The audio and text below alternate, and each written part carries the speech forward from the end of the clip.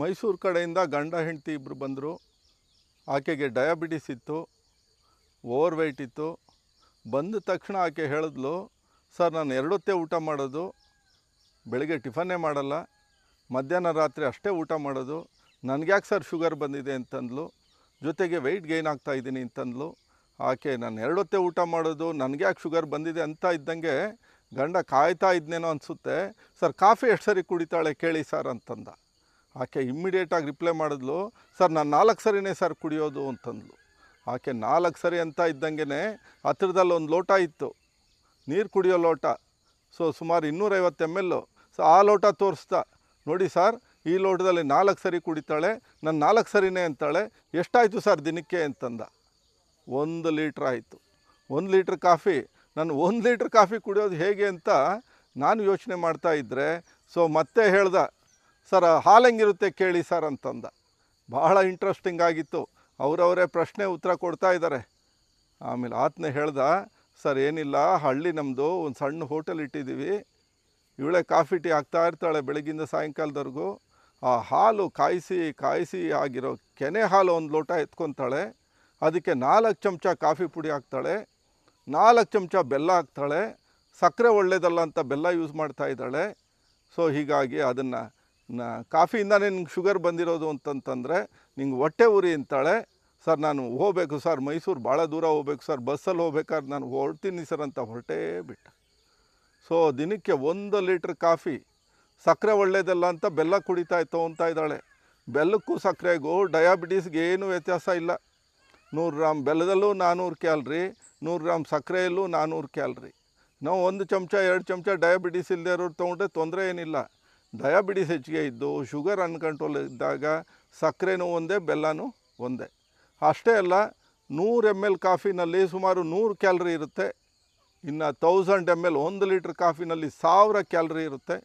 ಒಂದು ಸಣ್ಣ ಚಪಾತಿ, ಎಣ್ಣೆ ಹಾಕದೇ ಇರೋ ಪುಲ್ಕ ಅಥವಾ ಚಪಾತಿನಲ್ಲಿ 100 ಕ್ಯಾಲ್ರಿ ಇರುತ್ತೆ.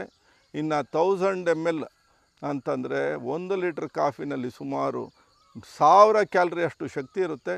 ಬೆಳಗಿಂದ ಸಾಯಂಕಾಲದವರೆಗೂ ಹೋಟ್ಲಲ್ಲಿದ್ದು ಕಾಫಿ ಟೀ ಹಾಕ್ತಾ ಇರೋರಿಗೆ ಕೆಲಸ ಭಾಳ ಕಡಿಮೆ, ಬೇರೆ ಆ್ಯಕ್ಟಿವಿಟಿ ಕಡಿಮೆ ಇರೋದ್ರಿಂದ ಖರ್ಚು ಮಾಡೋಕ್ಕೂ ಅವಕಾಶ ಇರೋಲ್ಲ. ಜೊತೆಗೆ ಆ ಪ್ರಮಾಣದಲ್ಲಿ ಕಾಫಿ ಸೇರ್ತಾ ಇತ್ತು ಅಂದರೆ ಅದರಿಂದನೇ ಇನ್ಸುಲಿನ್ ರೆಸಿಸ್ಟೆನ್ಸ್ ಬಂದಿರುತ್ತೆ. ಅಂದರೆ ಇನ್ಸುಲಿನ್ ಇದ್ದರೂ ಸಹ ಆ ಇನ್ಸುಲಿನ್ನು ಜೀವಕೋಶದೊಳಕ್ಕೆ ಹೋಗೋದಕ್ಕೆ ಆಗ್ತಾ ಇರಲ್ಲ. ಹೀಗೆ ಕಾಫಿ 1 ಲೀಟ್ರ್ ಕುಡಿದು ಬಂದಿರೋ ಡಯಾಬಿಟೀಸ್ಗೆ ಕಾಫಿ ನಿಲ್ಲಿಸ್ಬೇಕಾ ಅಥವಾ ಮಾತ್ರೆ ತೊಗೋಬೇಕಾ? ಮಾತ್ರೆ ತೊಗೊಂಡ್ರೂ ಸಾಕಾಗಲ್ಲ, ಕೆಲಸ ಮಾಡೋದಿಲ್ಲ ಅದು. ಡಯಾಬಿಟೀಸೇ ಹೀಗೆ ಬಹಳ ಸುಲಭ. Diabetes, BP, heart blockages, cholesterol, fatty liver ಬಹಳ ಸುಲಭವಾಗಿ ಬೇರೆಲ್ಲ ಕಾಯಿಲೆಗಳಿಗಿಂತ ನಿವಾರಣೆ ಮಾಡ್ಕೋಬೋದು ಅಥವಾ ನಿಯಂತ್ರಣ ಮಾಡ್ಕೋಬೋದು. ಹೇಗೆ ಅಂತಂದರೆ ನಮ್ಮ ಆಹಾರದಲ್ಲಿ ಬದಲಾವಣೆ ಮಾಡ್ಕೋಬೇಕು, ಜೀವನ ಶೈಲಿಯಲ್ಲಿ ಬದಲಾವಣೆ ಮಾಡ್ಕೋಬೇಕು. ಒಬ್ಬೊಬ್ಬರ ಡಯಾಬಿಟೀಸ್ಗೂ ಒಂದೊಂದು ಕಾರಣಗಳಿದೆ. ಈಕೆಗೆ ಕಾಫಿ ಹೆಚ್ಚಿಗೆ ಕುಡಿದಿಂದ ಬರ್ತಾ ಇದೆ. ಹೀಗಾಗಿ ಕಾಫಿಯನ್ನು ಕಂಟ್ರೋಲ್ ಮಾಡೋದೇ ಮುಖ್ಯವಾದ ಒಂದು ಸ್ಟೆಪ್ ಆಗುತ್ತೆ. ಮೊದಲಿಗೆ ಆ ಹೆಚ್ಚಿಗೆ ಆಗಿರೋ ಕಾಫಿ ಕಡಿಮೆ ಮಾಡ್ಕೋಬೇಕು. ಹಾಗಂತ ಕಾಫಿ ಕುಡಿಬೇಡಿ ಅಂತ ಹೇಳ್ತಾ ಇಲ್ಲ.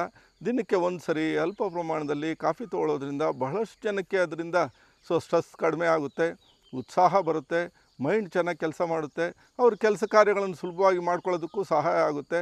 ಹಾಗಿದ್ದರೆ ದಿನಕ್ಕೆ 1 ಸರಿ ನಿಮ್ಗೆ ಅಭ್ಯಾಸ ಇದ್ದರೆ ತೊಗೊಳ್ಳಿ, ಅಭ್ಯಾಸ ಇಲ್ಲ ಅಂದರೆ ಅದು ತೊಗೊಳ್ಳೋ ಅವಶ್ಯಕತೆ ಇಲ್ಲ. ಅದು ಬಿಟ್ಟು ಕಾಫಿ ಒಳ್ಳೆಯದು ಅಂತ ದಿನವೆಲ್ಲ ಕಾಫಿ ಕುಡಿತಾ ಇತ್ತು ಅಂತಂದರೆ ಅದರಿಂದ ಹೆಚ್ಚಾಗ್ತಾ ಇರೋ ಶುಗರು, ಅದರಿಂದ ಹೆಚ್ಚಾಗ್ತಾ ಇರೋ ತೂಕ, ಚಿಕಿತ್ಸೆಗಳು ಸಾಕಾಗಲ್ಲ. ಹಾಗೆ ನೋಡಿದ್ರೆ ಡಯಾಬಿಟೀಸ್ ಅಷ್ಟು ಈಸಿ ಯಾವುದೂ ಇಲ್ಲ, ಬಟ್ ಜನಗಳಿಗೆ ಅದರಷ್ಟು ಕಾಂಪ್ಲಿಕೇಶನ್ ಯಾವುದೂ ಇಲ್ಲ. ಕಾರಣ ಇಷ್ಟೇ, ಅದ್ರ ಬಗ್ಗೆ ತಿಳುವಳಿಕೆ ಇಲ್ಲ.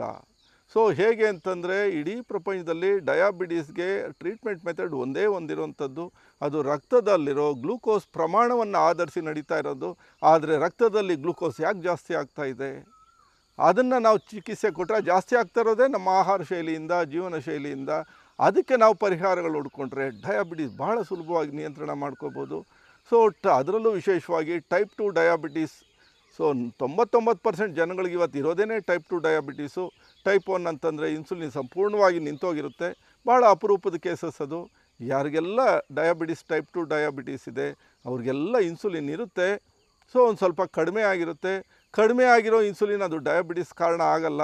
ಆ ಇನ್ಸುಲಿನ್ ಇದ್ದರೂ ಸಹ ಅದು ಜೀವಕೋಶದ ಒಳಕ್ಕೆ ಹೋಗೋದಕ್ಕೆ ವಿಫಲ ಆಗ್ತಾ ಇರುತ್ತೆ, ಕಡಿಮೆ ಆಗ್ತಾ ಇರುತ್ತೆ. ಯಾಕೆ ಅಂತಂದರೆ ನಮ್ಮ ಆಹಾರಗಳಿಂದ, ಅಭ್ಯಾಸಗಳಿಂದ ಜೀವಕೋಶ ಪೊರೆ ಬ್ಲಾಕೇಜ್ ಆಗಿರುತ್ತೆ. ಅಲ್ಲಿ ಇನ್ಸುಲಿನ್ ಹೋಗಬೇಕಾಗಿರೋ ಇನ್ಸುಲಿನ್ ರಿಸಿಪ್ಟರ್ಸ್ ಅಂದರೆ ಇನ್ಸುಲಿನ್ನು ಗ್ಲೂಕೋಸನ್ನು ತೊಗೊಂಡು ಜೀವಕೋಶದ ಒಳಕೋಬೇಕಾಗಿರೋ ಸೆಲ್ ಮೆಂಬ್ರೈನಲ್ಲಿರೋ ಇನ್ಸುಲಿನ್ ರಿಸೆಪ್ಟರ್ಸ್ ಅಂತಂದರೆ ಇನ್ಸುಲಿನ್ ದಾರಿಗಳು ಕಡಿಮೆ ಆಗಿರುತ್ತೆ, ಬಂದಾಗಿರುತ್ತೆ. ಹೀಗಾಗಿ ಜೀವಕೋಶಗಳು ಇನ್ಸುಲಿನ್ನ ಸ್ವೀಕಾರ ಮಾಡ್ಕೊಳ್ಳೋ ಸಾಮರ್ಥ್ಯ ಕಡಿಮೆ ಆಗಿರುತ್ತೆ. ಇದಕ್ಕೆ ಇನ್ಸುಲಿನ್ ರೆಸಿಸ್ಟೆನ್ಸ್ ಅಂತಾರೆ. ಈ ಇನ್ಸುಲಿನ್ ರೆಸಿಸ್ಟೆನ್ಸ್ ಡೆವಲಪ್ ಆಗ್ತಾ ಇರೋದೇ ನಮ್ಮ ಆಹಾರ ಶೈಲಿಯಿಂದ, ಜೀವನ ಶೈಲಿಯಿಂದ. ಅದನ್ನು ಕಡಿಮೆ ಮಾಡ್ಕೋಬೇಕು ಅಂದರೆ ಆಹಾರ ಶೈಲಿ ಬದಲಾವಣೆ ಮಾಡ್ಕೋಬೇಕು, ಜೀವನ ಶೈಲಿ ಬದಲಾವಣೆ ಮಾಡ್ಕೋಬೇಕು. ತೀರಾ ಅವಶ್ಯಕತೆ ಇದ್ದರೆ ಔಷಧಿಗಳು ತೊಗೋಬೋದು, ಅದು ಲಾಸ್ಟ್ ಸ್ಟೆಪ್ ಆಗುತ್ತೆ. ಸೊ ಹೀಗಾಗಿ ಈ ಮೈಸೂರಿನ ಮಹಿಳೆಗೆ ಫಸ್ಟ್ ಮಾಡಿದ್ದೇನೆ ಕಾಫಿ ನಿಲ್ಲಿಸಿದ್ವಿ. ಸೊ ಕಾಫಿ ನಿಲ್ಲಿಸ್ತಾ ಇದ್ದಂಗೆ ಅವ್ರಿಗೆ ಕಂಟ್ರೋಲ್ ಬರೋಕ್ಕೆ ಶುರುವಾಯಿತು.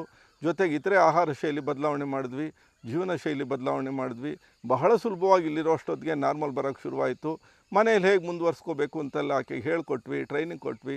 ಬಹಳ ಸುಲಭವಾಗಿ ಒಂದು 3.5 kg ವೆಯ್ಟು ಕಡಿಮೆ ಆದರು, ಹೋದರು, ಅಲ್ಲೂ ಮುಂದುವರ್ಸ್ಕೊಂಡ್ರು, ಮತ್ತು ಹೆಚ್ಚಿಗೆ ಆಗ್ದಂಗೆ ನೋಡಿಕೊಂಡ್ರು.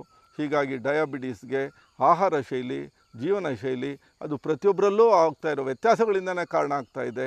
ವ್ಯತ್ಯಾಸಗಳು ಸರಿ ಮಾಡಿಕೊಂಡಾಗ ಅದರಷ್ಟು ಸುಲಭ ಇನ್ಯಾವುದೂ ಇಲ್ಲ.